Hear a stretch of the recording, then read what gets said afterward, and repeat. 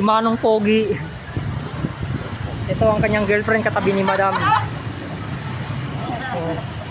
Ito. Yan ang kaibigan ko si Manong Pogi. Poging Manong. Naiunting ka. Ngayon lang kami nagkita.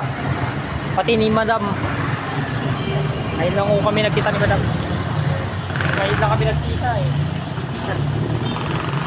Dahil bukas piyesta dito, hanggang dito piyesta eh. Oh, si Manong, ayan oh. Bata pa yan. Bata pa ba yan si Manong? Pero pogi naman. No? Pogi naman yan. Tatapusin muna natin ang ating vlog. Matatapos na mga kalodi. Tapos na.